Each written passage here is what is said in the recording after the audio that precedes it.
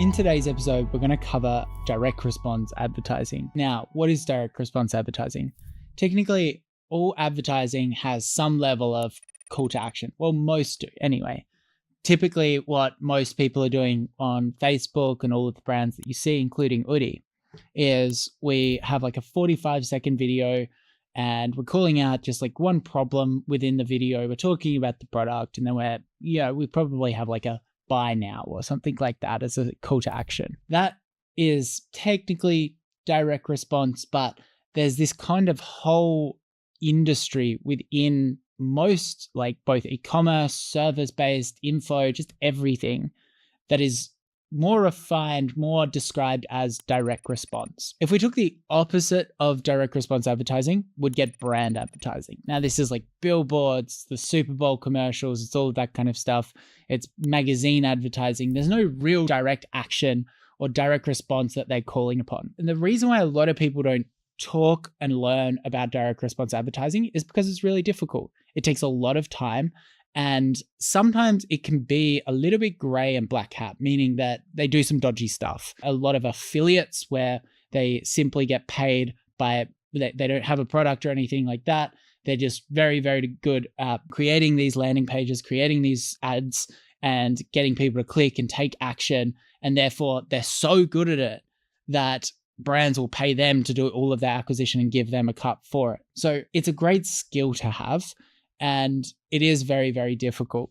I think it's a very important skill to have if you are going to be in a very competitive space with a product that is somewhat confusing, that has a large amount of objections, or needs to be explained. The two formats of direct response advertising that I'm going to teach you is Advertorials, which is a long form article that looks similar to a news article, like an unbiased news article that can be very, very long, like 20 minutes to read almost. It can vary in size. And then there's also VSLs, which is video sales letters, which is similar to Advertorials, slightly different structure, but these can be 5-minute ads to 20-minute ads. Even there's VSLs out there like over an hour. And what you can see that the benefit of those and the format is we have a great opportunity to educate the consumer on why they need the product or how the product works as well. If we took something like Udi, and this is why we don't do Advertorials and VSLs for Udi, it's very obvious what the value proposition of the product is. It's a fluffy wearable blanket. I don't know if I could write a huge article talking about the fluffy wearable blanket. And it's really important to keep them engaged of it and disrupt their objections. So most clothing brands, they're not going to work for direct response. Whereas if I then go, okay, I'm selling knee braces or something medical where there's this huge problem that there's a lot of other competitors as well, and we need to describe the story and describe the objections and also the solution mechanism, then suddenly it works, and it works better. And the reason why it works better, I like to think of the analogy of like the 100-meter sprint in the Olympics. The winner that runs that race is going to take 90% of the prize. Nobody remembers second. And it's very similar to within direct response advertising in a competitive space.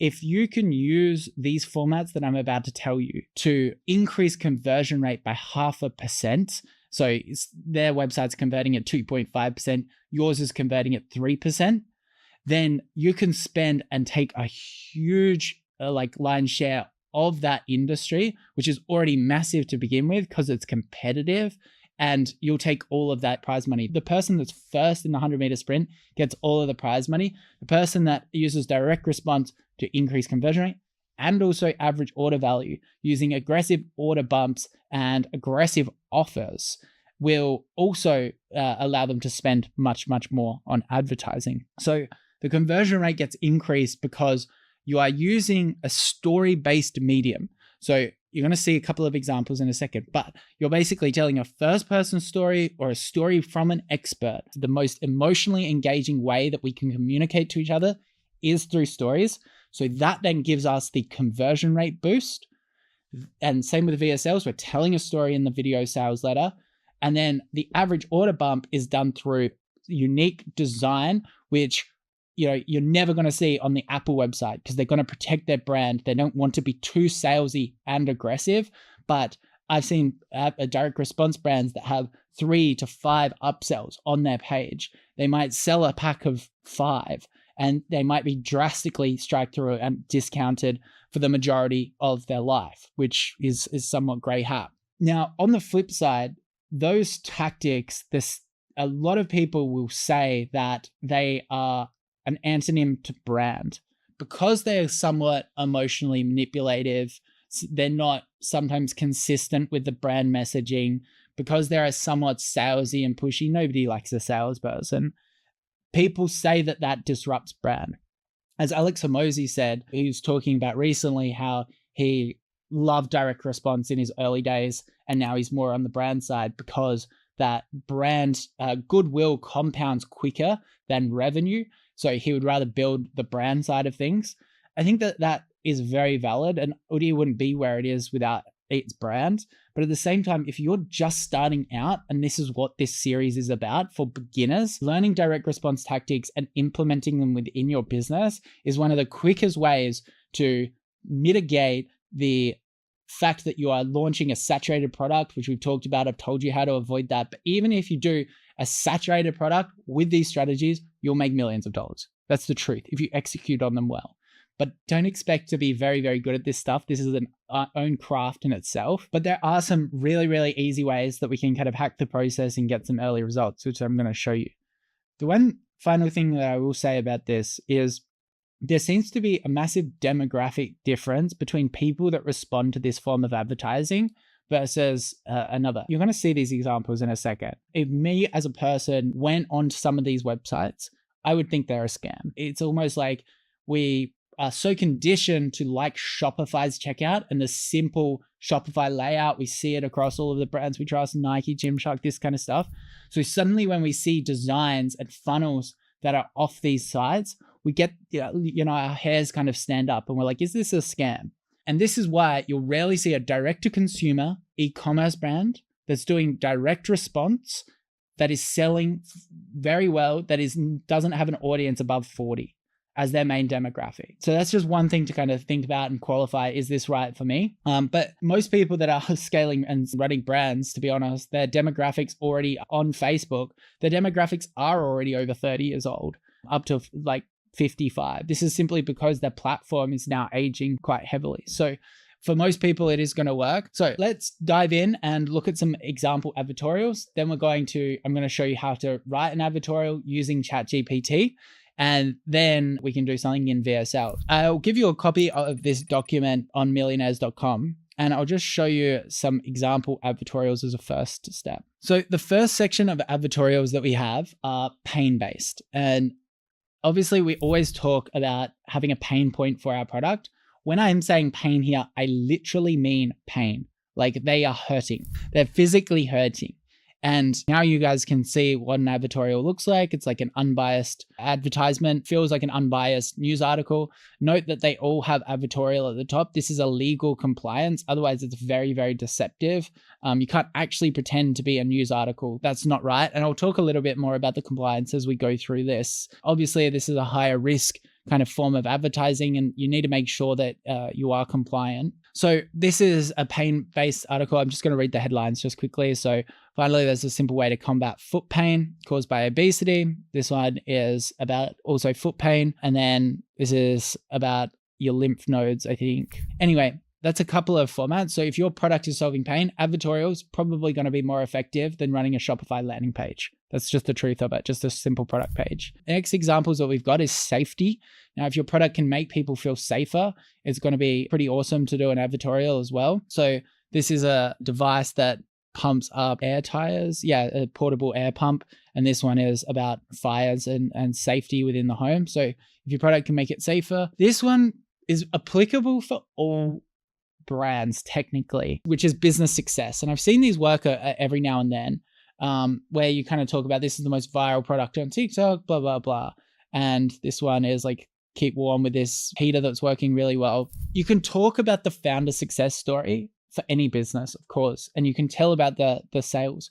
I find this because it is not about what it can do for the customer, but more so bragging in the first instance from the hook everyone is kind of clicking on.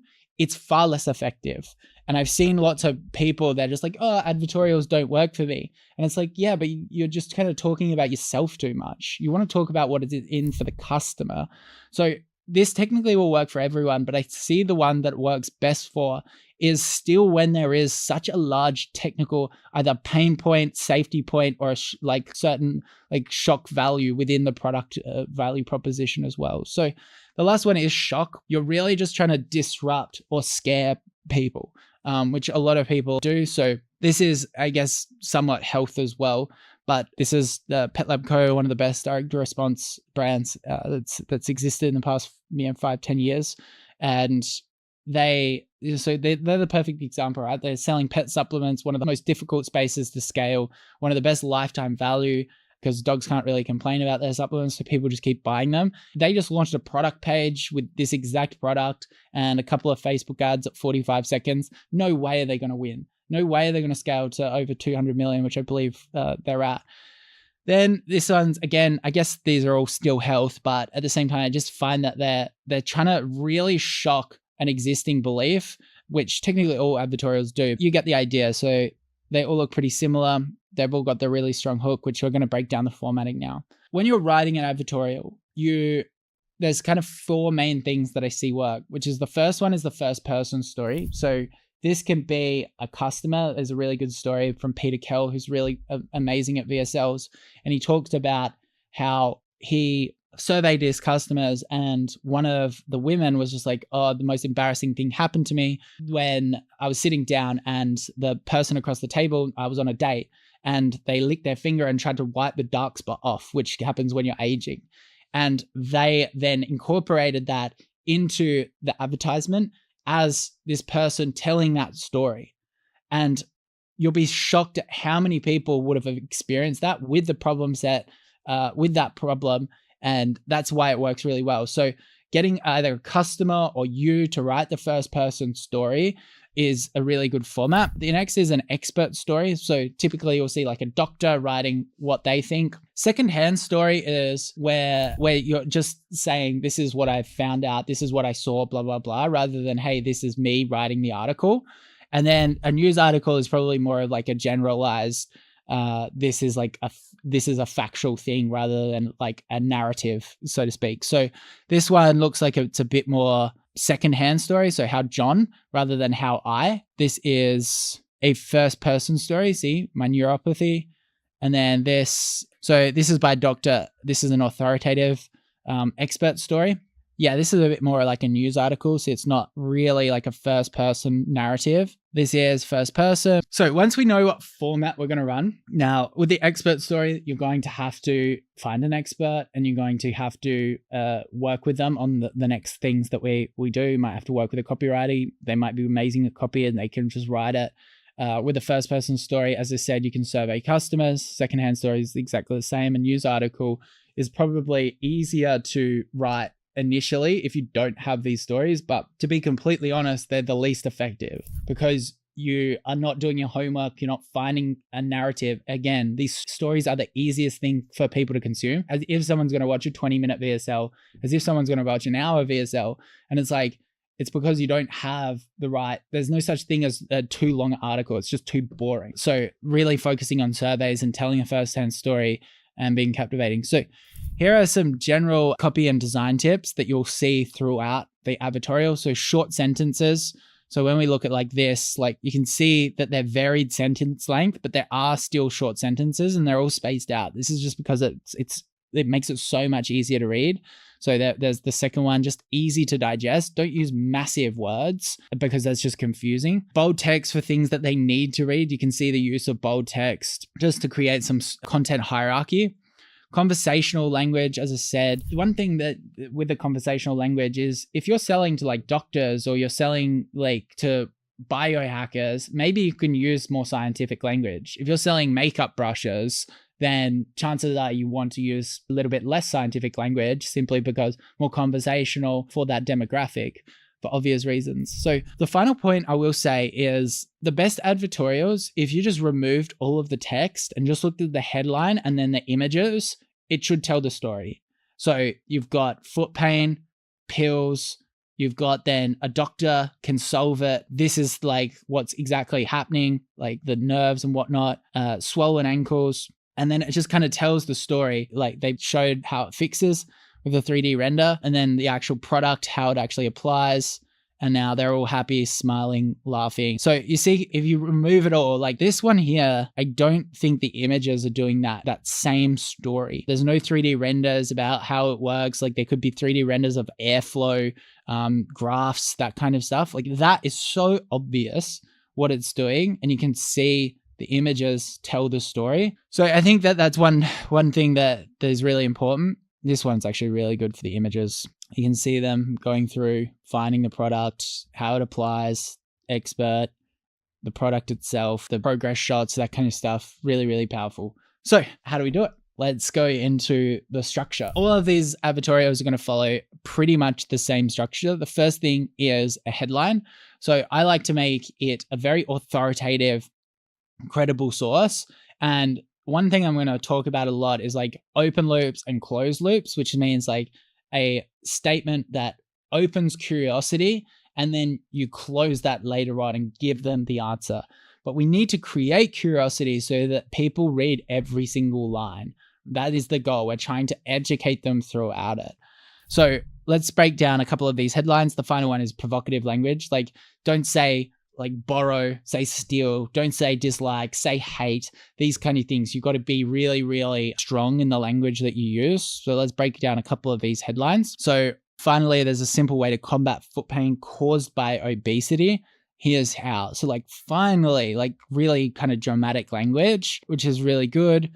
Then my doctors told me that there's no cure for my neuropathy, but then I discovered an alternative solution that erased pain and tingling for good. One thing they probably surveyed here is a customer has told them a story that their doctor said it wasn't going to work. And they are assuming that that's happened a lot, or they're assuming that people just not even go to the doctors to get this because they've heard that the doctors are going to say that. Just like, I'm not talking about the ethics and stuff here, guys. I'm just talking about like probably what's going on behind the scenes.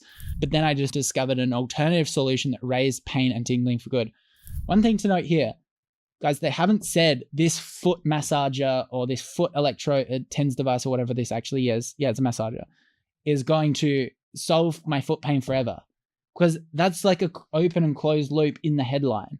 You have now created an ad. You haven't created a news article. So you're never selling until like literally the end of this advertising, because we've got to take people on the journey. People don't want to be sold to. This is why most of these, aside from the business success stories, again, why I don't like them too much, is like they're not really talking about the product too much. See, like doesn't mention the product here. It will mention the product like literally like down here pretty much as the solution mechanism. So that's just one thing to really think about. The headline is definitely something we're going to test a lot, you know, where there's so many different ways we can frame the headline, and it's above the fold, meaning that when you first click on it, you see it. Old newspaper term that once they, it was like above the fold in the newspaper, and then they would fold the newspaper out. So this is something that we're going to test. 3 weird signs, that provokes a lot of emotion as well. Like that's the language that I'm trying to talk about. I think that this one that was the doctor, this one, like very authoritative as well. So yeah, I think there's some good examples. The next thing that we want to do is go to the subheadline or subheading. And this can also be a little bit kind of in the first paragraph as well. I think one thing that a lot of people do here is they're going to use qualifying statements. So you want to break down, is this article for this person?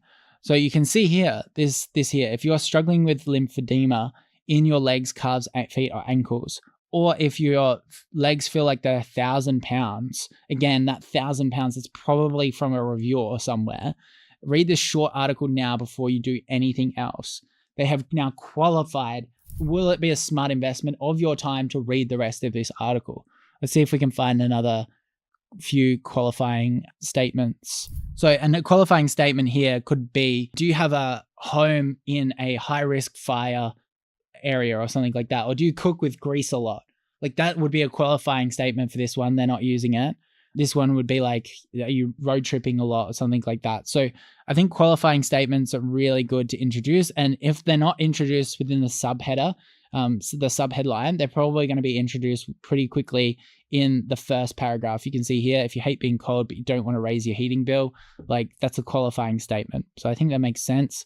You can add reviews as well. Like you see a lot of people add reviews quite high up. Yeah, so they do put a little bit of social proof up front. That's something that you can test. So moving on, yeah, you can summarize the article and the promised solution that you're about to have. So let's take a knee brace, for example. You're going to summarize what you're going to be talking about within the article, and then give them the fact that you can solve it. Again, we're not selling the product. We're not saying this knee brace is going to solve your knee pain. There is a solution if you read on that it will solve your knee pain and you'll never have it again if you do this for 45 minutes a day or something like that.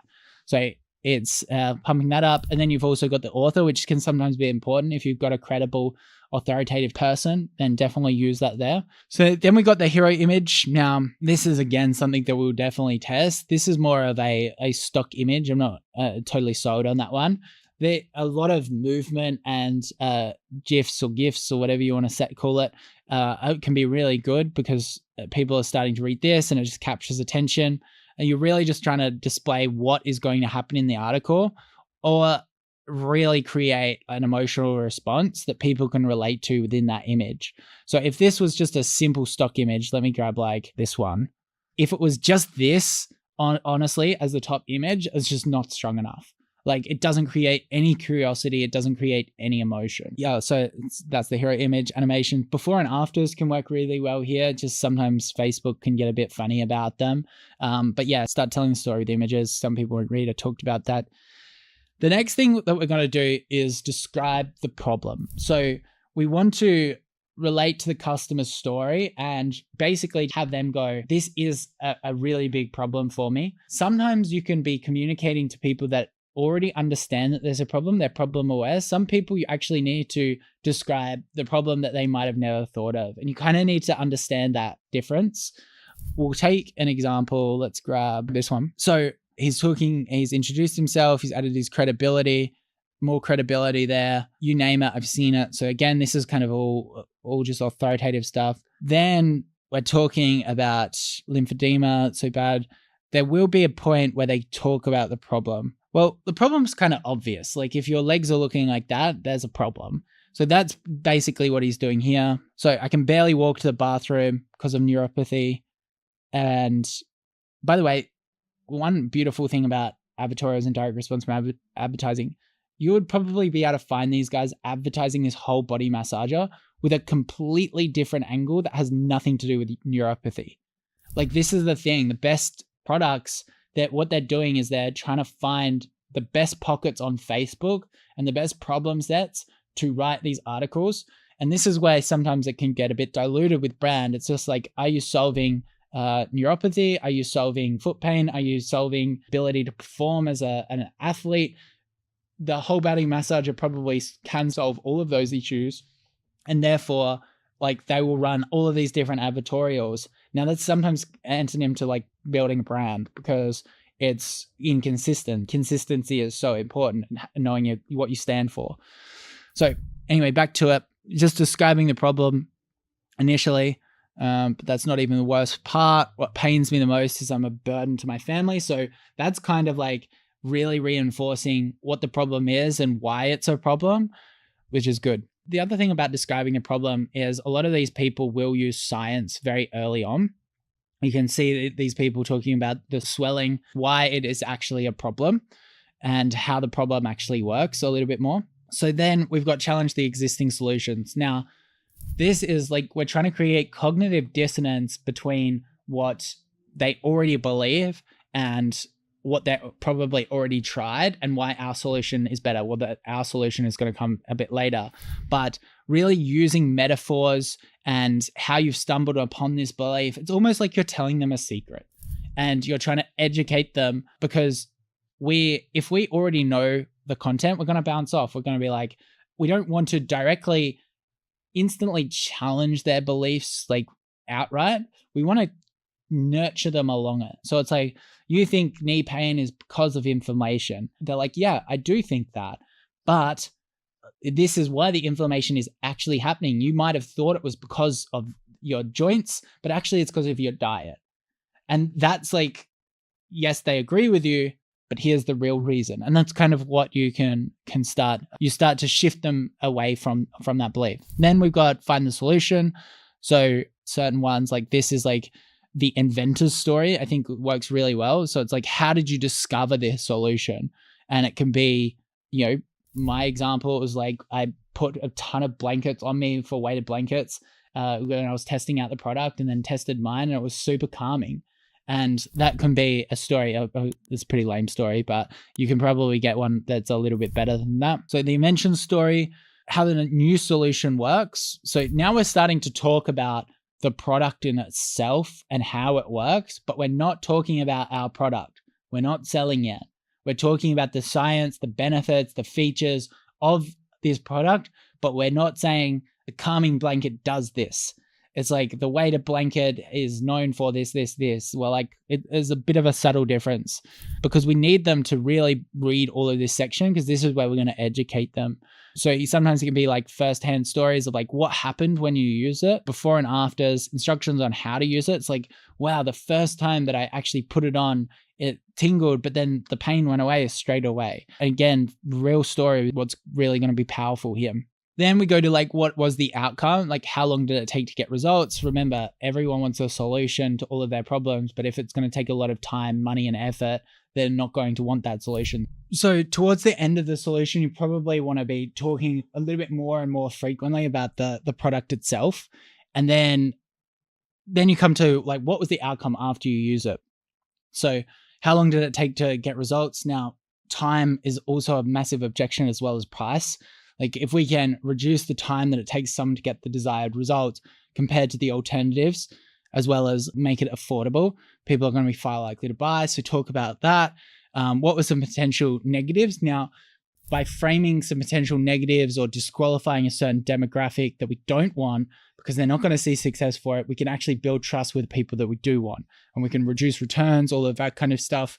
And what was something really surprising? Like what's something that they can expect from that? You can even talk about competing products in this situation as well. It's like my usual portable heater smelt kind of like it was burning all the time. This one didn't do that. So that can be really good. You can also talk a bit about your service here. Then we've got testimonials and social proof. So I'll just show you how some of these work. Now, I think the interesting thing about reviews when people add them is it's a great way to get some custom imagery and videos and whatnot on there. But typically, it's just basically reinforcing a lot of the stuff that we've talked about. So I've used it for an hour or more in 50-minute increments, and it hasn't run out.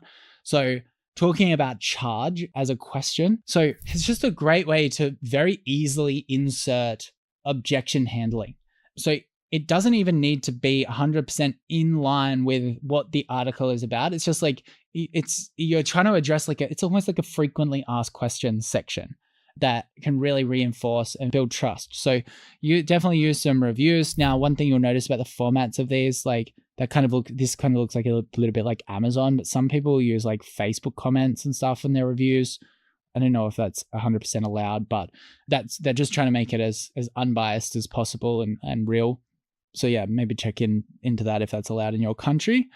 And then we go to the call to action. Now, this is where I think a lot of people go wrong. So one thing that works well is price anchoring and framing. So let's just check out some of these ones. This has got like an offer here, which is like might be buy one, get one free, or a recent a sale. Another thing is price justification. It's just like, always think about like the old school infomercials with this, but if like we could solve your foot pain forever, how much would you be willing to pay? $1,000? $500? And then it kind of builds from there. So this is like a value add. They give you a free course as well. So that's kind of part of the offer. 24 customer support. There's a ton of things that your business offers that you're not adding into the call to action, probably, that you can do here because you're using a long form and people are consuming the whole thing. So they're using scarcity as well. Check the availability, get 50% off. I can't find any price anchoring, but it's just like, it could be a clinic would charge you this much money for this solution. Our product is sold for this in the past, but for today, you can get it for this. So that's the kind of stuff that we can look there. Offers, free gifts, discounts, always urgency. The justification I've talked about. What will happen after you order. So just saying it'll be shipped within X amount of time, free returns, that kind of stuff. And then in the footer, you're always going to have disclaimers that it's an advertisement. Then most people will also have sources as well. Individual results may vary. So you just need to make sure you're compliant and work through that and understand that.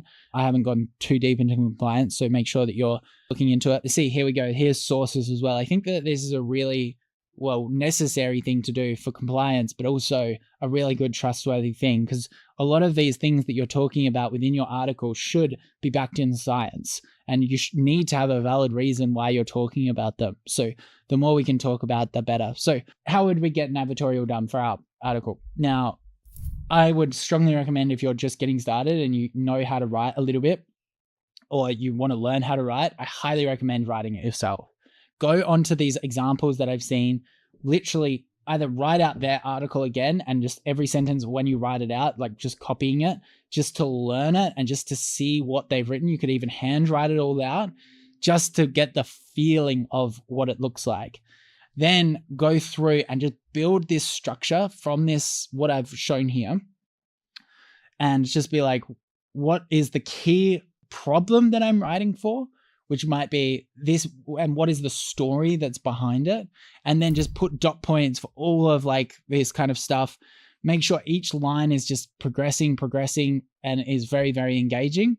Or you can use an advertorial copywriter, which you can just go onto Twitter or LinkedIn or whatever. It's definitely a specialized form of writing. I wouldn't get a general social media writer to write it. It wouldn't work out, but you can just write an advertorial and a bunch of those writers will pop up. You can pay $700, $1,200.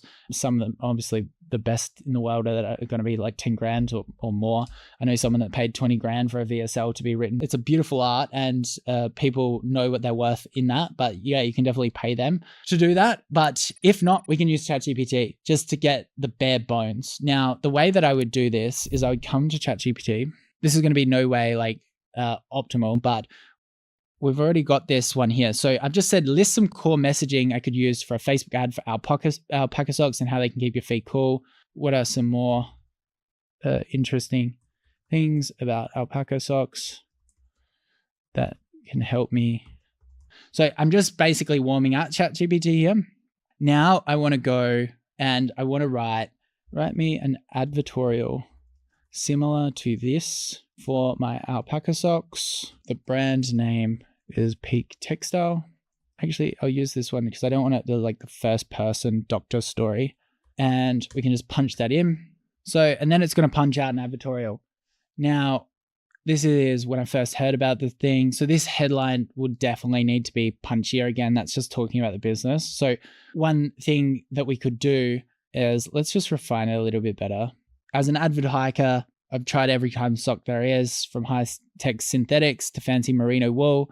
So this will build out the story, and you can probably use something like this just as the first structure. But let's go to here and let's try adding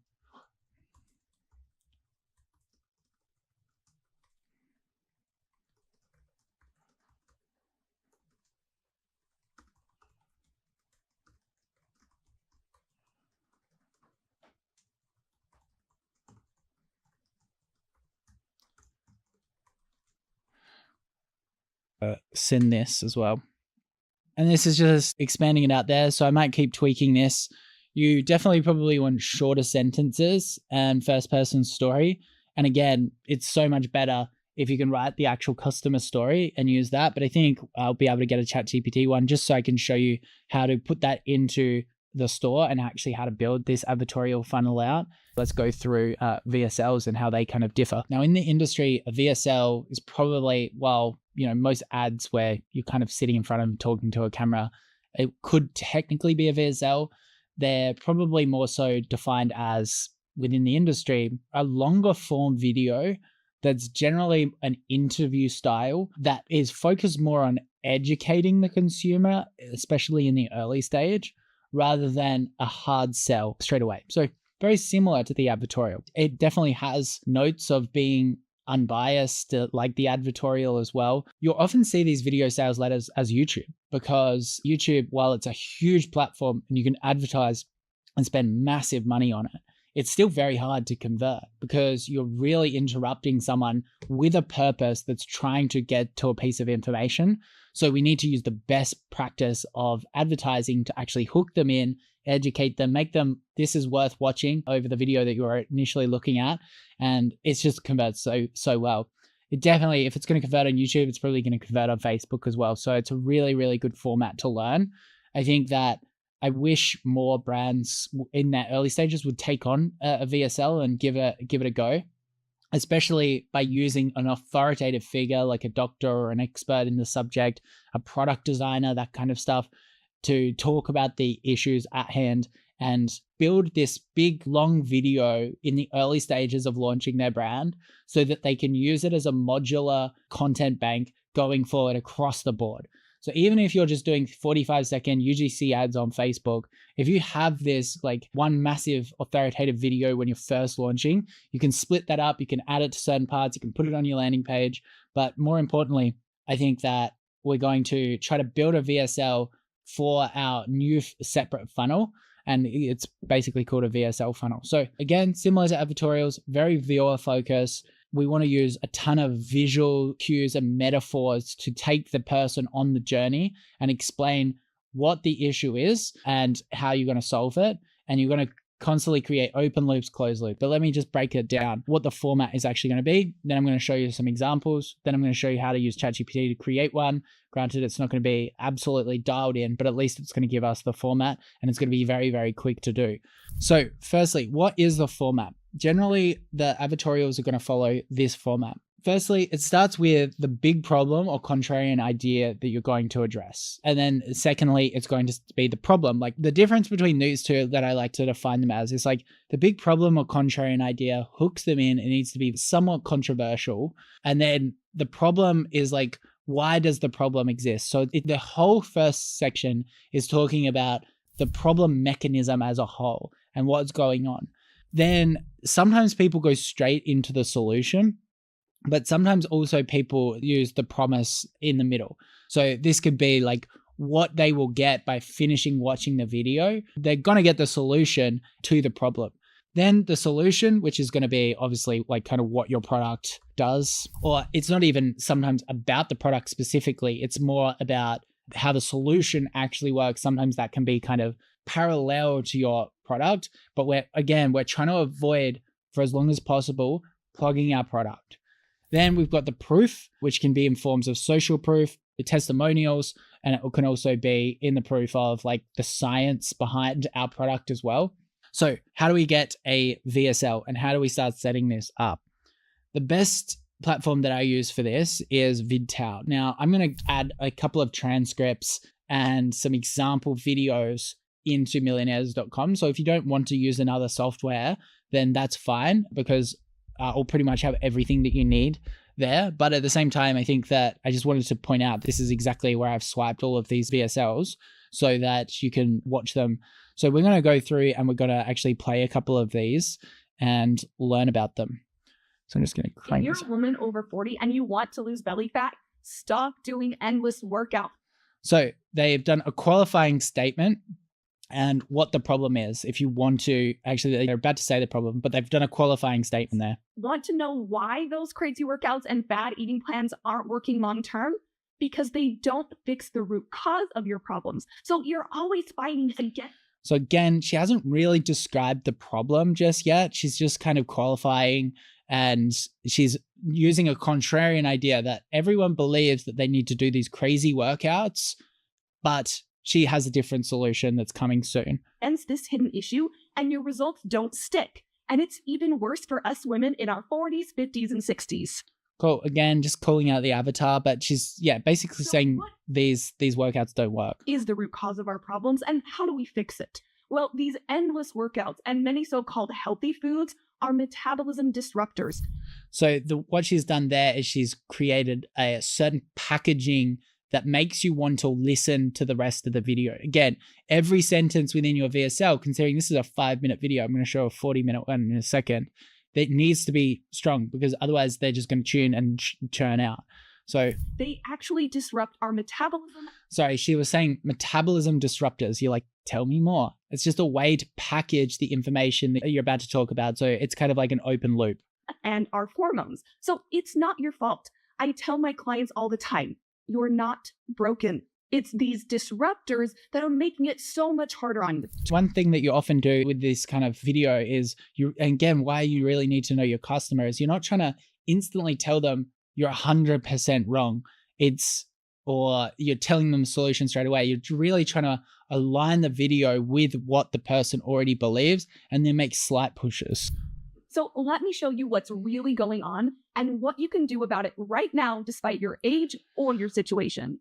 So worth talking about the format that was there. So there was a landscape video, horizontal. Obviously, there's some VSLs that are vertical as well, and they blur the edges. But because this is running on YouTube, this is where I found this video through VidTower, is that it's obviously going to be landscape. Now, I've seen really great VSLs done on iPhone, handheld. I've also seen really great VSLs in studio setup like this. So what is probably best is one, to do the high level of production, but then also do the cheaper version as well, because you're writing a whole script for this. So you may as well get a beautiful camera set up and shoot it if you've got the budget. Obviously, if you're just starting out, you don't need this. You can just use your iPhone.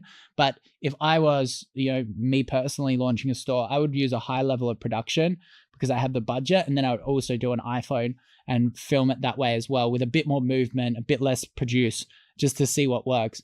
Again, this is like, because it's such a long piece of content and you're making a bunch of sections within the VSL, that's like, it might talk about metabolism disruptors, but then it might talk about like stubborn body fat as another problem. And there's a bunch of sections within it that sometimes you cut certain sections, sometimes you'll use testimonials in that part rather than the actual talking head person. So I like to think of them as really just kind of modular designs. And this is why I like to have one format in a high level of production and then one format with a bit more movement in the iPhone. Okay, first. So this is one of the best parts of VSLs that I think is often overlooked, is like the use of props and metaphors. You're trying to get someone that is possibly very uneducated about your product to understand and be captivated. So this is what she's about to do here. Imagine this container of water is our metabolism. And right now the water is clear, which means we have a fast metabolism. We are at our goal weight, we look good, and we feel good. But then this shows up. And this represents metabolism and hormone disruption. Notice that she hasn't talked about the solution at all yet. It's all just the problem. What are disruptors? Well, disruptors hide in lots of foods. Chances are she's done this video sitting here this whole time without a transition. And other video that we just watched when she was standing there, she might have done like 4 or 5 of those versions at a later date, trying to improve her hook. There's a good chance, because like sometimes the hook just doesn't work, but the core video is strong. Then hide in so-called healthy foods and even in some beauty products. And when we're exposed to these disruptors, it can cause our metabolism to slow down and even our hormones to suddenly go out of whack. Just look, our metabolism and our hormones are all gunked up. This means we're now gaining weight. We have food cravings and excess hunger. We start to get those stubborn areas like around our bellies that we can't see. Still talking about the problem, still trying to relate to the customer and what they'd be experiencing, and just building trust. To get rid of. And so many of us women are told to just diet and exercise to fix these problems. But watch, if we're just dieting and exercising, you can see that not much happens. And that's because we haven't fixed the root cause of the problem. Still, you don't even know the root cause of the issue, and we're 2 minutes in. And the root cause of that problem is our metabolism and hormones are still gunked up with disruptors. So until we fix this, we may see a little progress, but then the weight just comes right back. And as the years go by, we're exposed to more and more disruptors. This is why so many women fail, and then they think the problem is their age. But the good news is age doesn't have to stop us.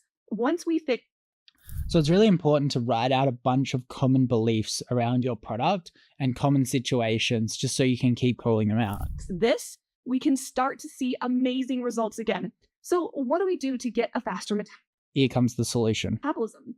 Well, first, we need to find out what our own metabolic disruptors are, because we all have a unique metabolism and we have disruptors that are specific to us. And we can find our own metabolism disruptors with an easy metabolism test. And when we cut out our disruptors and add in the right nutrients for us, we can start to... Do you see that she's created an open loop about the solution, about how we need to take this test, but she's not exactly saying we need to take this test and pointing out our product. It's still an education piece. Our metabolism. Watch, we do a metabolic reset and look, the disruptors start to vanish and our metabolism Use of props and metaphors. is clear again. So now those stubborn areas, they can finally start to go away. The number on the scale can go down again, and we have energy. We can look good and we can feel our best. And watch, if we're exposed to disruptors again, we're fine. Our metabolism can handle it. So me and my clients, we used the Fabulous 5 metabolism cards. So we're 3/4 of the way in and they've finally talked about the product. Because these cards, they list out all the different metabolism types and the disruptors that affect each type. And these cards, they all... Notice how she didn't say that this is the main disruptor and this is how to solve that disruptor, because that is creating a bit of the curiosity. She might do it later on, but I probably don't reckon she will, because that's what the solution of the product is. So they need to buy the product to get it solved. also list boosting foods for each metabolism type too. So here's how it works. You'll take the quick metabolism test I'll give you when you... So how the solution works, I believe that was on there. Yeah, so solution, what your product does. get your cards. We find out your metabolism type, and then you follow the section on your cards that's right for your type. It's so easy. And these cards, they fit right in any purse, or they can go on your fridge so you know exactly what to eat and what to avoid that is best for your results. Now, normally they sell for $25, but... So here comes the offer, but there will be proof coming soon as well. I'm giving away a few thousand sets for the next little while. I want to help even more women, so I'm giving away a small supply of the Fabulous 5 metabolism cards for free, along with the metabolism test. So to get yours, just click the bottom lower left-hand side or the upper right-hand side of this video. Tap that button, tell me where to ship your cards, and then you will get yours for free.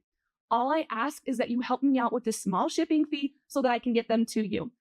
So our offer is just to pay shipping fee, which is a pretty common offer. Then I'll rush your metabolism cards right out to you, and you can start getting better metabolism results. You'll even get free access to my private metabolism boosting community so that you can ask any questions that you'd like. So hit the button below or the link above, and I'll see you in a second to get your own metabolism cards. Oh, and one more thing. When you get these cards, you can finally eat normal again, regular, normal foods. No need to cut out complete food groups like carbs or other amazing, delicious foods. Me and my clients, we enjoy every food type out there, and we still see results.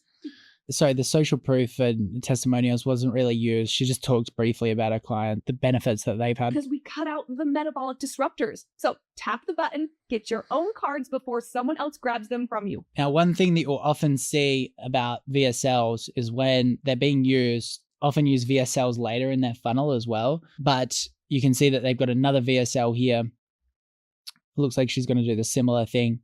But yeah, sometimes these can even be longer. Sometimes you'll see that they will force you to watch a certain amount of the video as well before you get your next thing. This is because some people have proven that if you can get someone to watch 20 minutes rather than just clicking straight out, you're much more likely to convert them. So we'll be able to see that. And one other thing is they will use the VSL within their landing page. You can see that this is a very kind of first person script across here. So imagine being a food expert. So you can actually use these transcripts, even if, like, let's say the VSL flops, it's not really working. You can use it within your advertorials or tweak it, use it in your landing pages, use sections in your other ads as well. So it's a worthwhile exercise. So let's go to another one. Let's do Gundry. So this is Golden Hippo, like the best there is kind of ad, direct response advertising in VSLs. This is a 40-minute video and he's a doctor. Well, let's just break it down a little bit. If you want to know why you're so tired So he's high production in his doctor's studio. so often, look at this banana. So instantly an open loop. What does a banana have to do with being tired? It's fresh, brightly Use of props. colored. Looks great, right? Now, look at this banana. This one is brown and wilted. Believe it or not, knowing what happened to this brown banana is the key to getting your energy back. Want to know the secret? So you see that instantly now went to a completely different video. You can see that the audio changed a little bit. They've done this modular system that I'm talking about where he's just gone in and filmed new hooks for his existing VSLs to try to see if he can increase performance. This one has B-roll, like stock footage, which is a common thing, especially because in the longer videos, because how are we going to get so much footage? So yeah, use of royalty-free footage is often used in VSLs. More energy? Do one thing. Place your hand on your chest.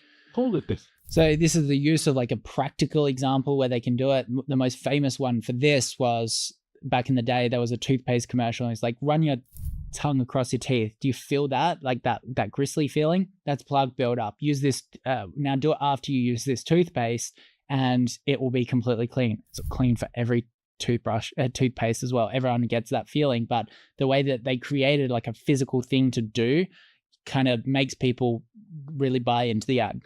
And ask yourself this. Could it be that all signs of getting older are coming from one fixable problem right under here? This is probably going to surprise you.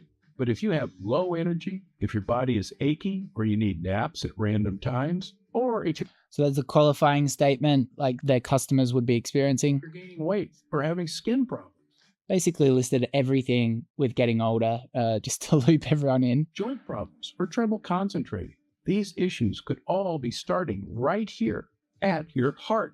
Now, most Cool. So they still haven't talked about the problem yet. people, when I first tell them that, think I'm talking about heart disease or heart attacks. I'm not. I'm talking about something sneakier, but also easier for you to fix. First thing you have to know is that all these things that are usually blamed on diet, exercise, age, or genetics, They're really trying to disrupt your belief of, hey, I already know this. This is going to be an ad for something about heart disease. Every single time you disrupt someone's belief of what the ad is going to be about, it just makes them buy in a little bit more. things like fatigue, weight gain, dull skin, Anyway, you get the point. I'm not going to watch the rest of this. through them. And this ends up slowing Use of 3D renders, papers, I can tell you, Cassandra and mangosteen, along with using like a presentation. I'm not a big fan of that side of things. phytonutrient-rich fruits in this. One thing about the length, when you're starting out, the VSL should be as long as it is interesting. Like you can't just try to go a 40-minute one just to really bump up the view duration. You know, you're probably going to, in your first attempt, try 5 to 10 minutes for the VSL. We'll just check out their landing pages as well while I'm here. So they've spent $2.9 million on this ad on YouTube. They probably spent more on Facebook. And okay, so they've got no VSL on their landing page. That's interesting. Basically just got the upsells. So that's kind of how it works. Now, how do we write a VSL, or how do we kind of start getting the bones of one? I think we could probably go and simply do this: view transcript. And let's just grab this transcript back to ChatGPT with what I used for the advertorial video and go, write VSL for me. Use the following tips. Actually, I'm just going to put that in there. And I'm going to grab my tips.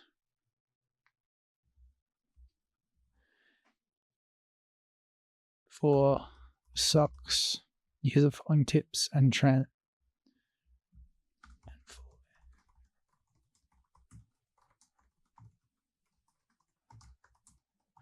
Cool. So I'm just going to punch the VSL in here. and it's going to break it down. So hiking should be freeing, but instead you're enjoying the trail. You're dealing with pains, hot spots, blisters, and sweaty feet. So that's like the qualifying statement, something very relatable. That you can see that they're not introducing the product straight away. Like they're just talking about their existing solutions. The truth is, now this is the problem. It's the friction. This isn't half bad. You'd obviously need to add a bit more like provocative language and test a couple of things out. So talking about the science, then meet the alpaca socks. So we're introducing the solution. Now, I probably wouldn't mention the textile or anything here. I'd probably go into talking about alpacas as a whole. And I would probably go and talk about how alpacas can deal with the cold, why it's such a good material, and really flesh that out and go behind the science with it. I've been hiking for years. So this is a story about how to create it, before and after results. Sweet. And the structure is kind of there. So like if you really struggle with writing, you can probably do that. You can get someone authoritative, tweak it up a little bit. You could even make them put it in their own words as well and expand on it, film that. And yeah, I think you'll get some good results. Now, a direct response copywriter that can do advertorials might also be able to help you with this. If you're an absolute new beginner, then I still think this is a worthwhile exercise for you to do, but just don't invest heaps of cash into it. Just give it a go. Test the ads on Facebook in a landscape version, but more importantly, test it in square and vertical as well. Test it in a landscape version with a big title on the top saying like this new invention. And then I wouldn't test YouTube just initially. Just if you can get it working on Facebook, then we can explore those other channels. And yeah, maybe I'll show you that next, is how to actually use those VSLs on landing pages and how to split test the traffic between the advertorial behind the VSL and our standard product pages on Shopify. So hope that makes sense. It can be quite overwhelming if you're writing copywriting right now into YouTube because there are so many different forms. You have direct response copywriting, which is kind of like advertorials, VSLs, which we've talked about a little bit. We've got brand copywriting as well, which can be a little bit more like abstract and talk about like on social media. You can tell stories, our about us page, that kind of stuff. We've also got SEO copywriting, which is about optimizing perfectly for Google using lots of keywords, putting those in blog posts on the homepage so that we can rank in Google. We've also got social media copywriting, which is sometimes similar to brand copywriting. We've got email copywriting as well. I've said copywriting 500 times in this video already, but email copywriting is where you're writing all your welcome series, your abandoned carts. And then with e-commerce, we're generally going to be using little bits of all of these copywriting skills, depending on where it is. The deliverables that we need to create, and I'm going to show you exactly how to use ChatGPT if you're really struggling with this at the end of this video, but we need to create homepage copy for when someone lands on our website. We need to create product page copy, which is going to be quite similar to our homepage copy. We need to create an about us page, a welcome series email for when people first sign up to our welcome list, which I'm going to show you how to do, abandoned cart.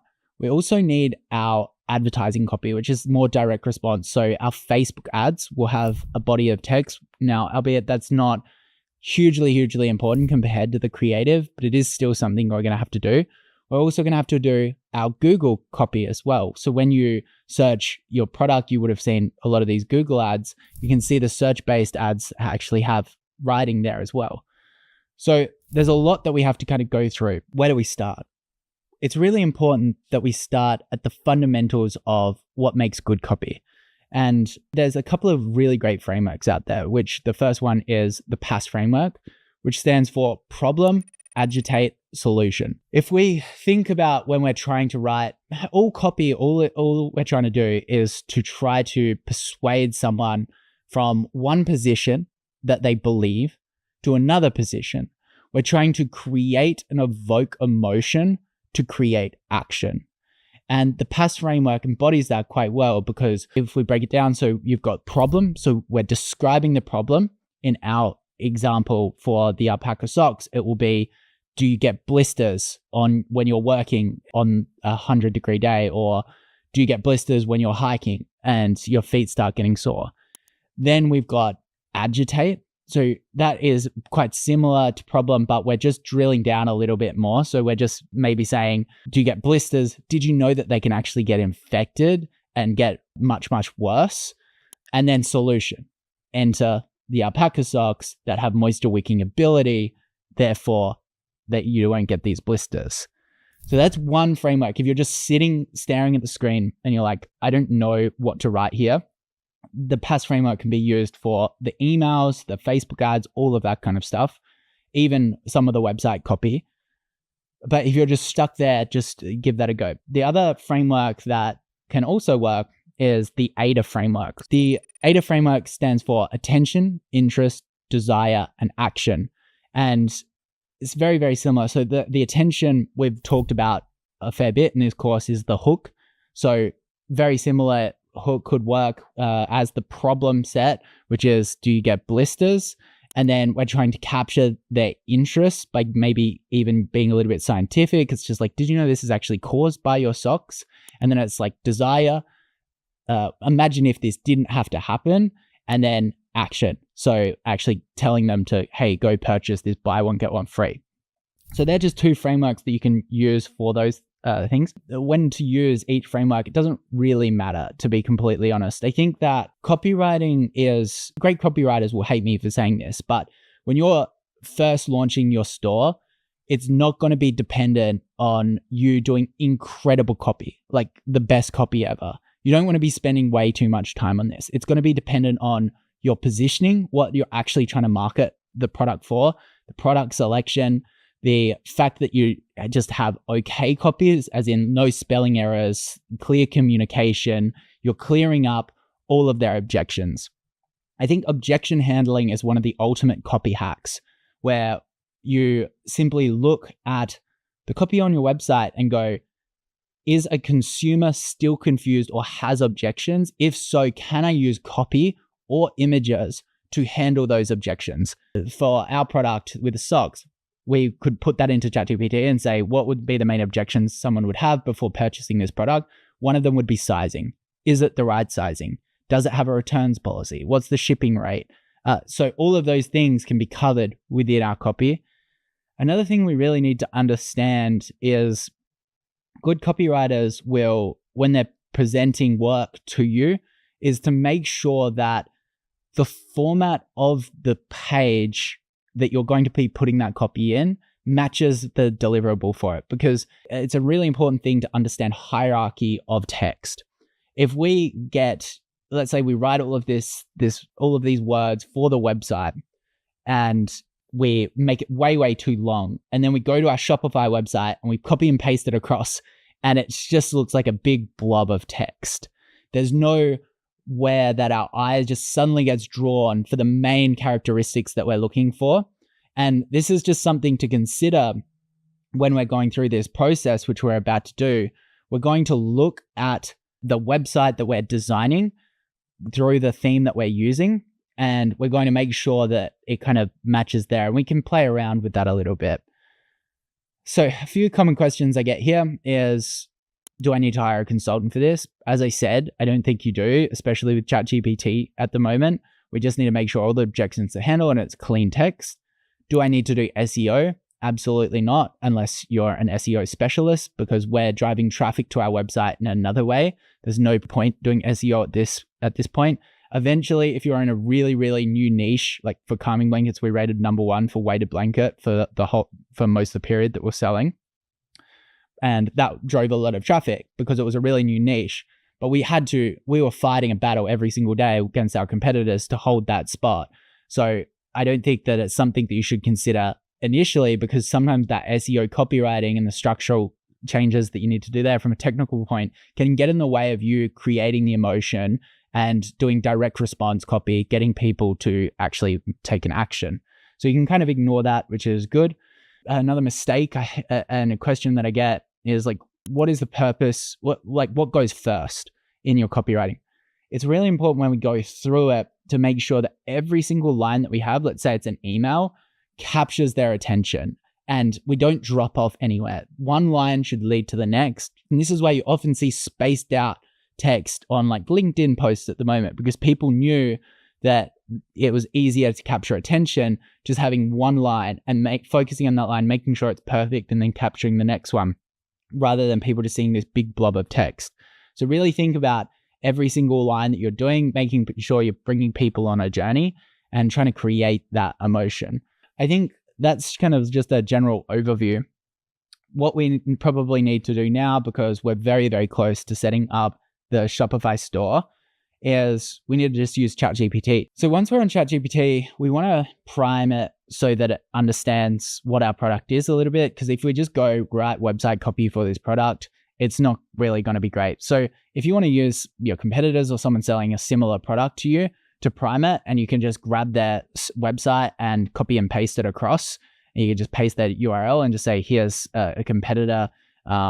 I'm positioning my product the same way, blah, blah, blah, and you can punch it in. But I'm just going to do mine this way. So I'm going to go, I am selling a pack of socks targeted at tradies and hikers. Then I'm going to grab this. So this is just the theme that I'm using here. I'll actually just grab the product page as well. Let's start with the home page. So this is the layout of the copy. Write me a home page. Cool. And we can just punch that in, and it's going to give us some great copy. So there's a lot of words here. This is the only feedback that I have with ChatGPT, is sometimes that it can really just add way too much content. But what we're looking for is just our main positioning, our main things that we're trying to sell to. And because we've primed it with the positioning that we have about hiking, temperature regulation, blisters, lightweight comfort, it's kind of brought all of that out there as well. It's also brought perfect fit, which I actually haven't really drilled down on for tradies, which I think is kind of cool. And we can just literally copy and paste this when we're ready to build our store and drag that across if we don't want to write out our own copy. Now, the other forms of copy that we do need is our product page as well. So I might want to just give it this example.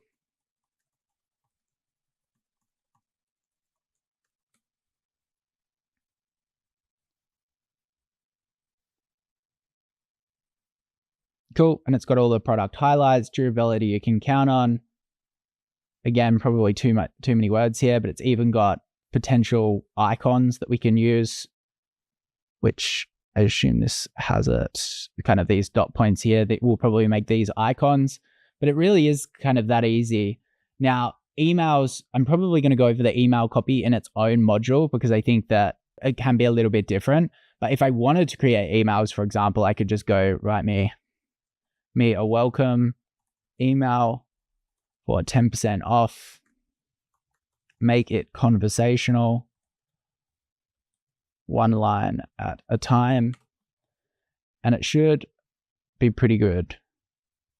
This is a bit too conversational, so let's do make it more direct response, conversion copy. See how it goes with that. Cool. And it's kind of punched out something. Now, as I was saying before, you also need Facebook ad copy. So we can program this and get it to use the PAS framework. Use the PAS framework to create Facebook ad copy. And kind of funny that it's used similar language that I used before. Long work days or hikes leaving your feet sweaty, hard to stay focused, so agitating that existing problem, then solution. So it's really that easy. Now I've got this one chat in ChatGPT. You just want to keep using that to keep developing your copy. And yeah, I think realistically, I'm kind of happy with this for the first instance. I think we'll be able to get some sales using this copy. So let's set up the Shopify store. Now, it's really important once you've got this ChatGPT history that you, whenever you want to go back and create anything, even if it's Google Ads, website, email, you want to use the exact same chat history because you've kind of primed it and you're giving different angles and whatnot, and it just becomes smarter and smarter.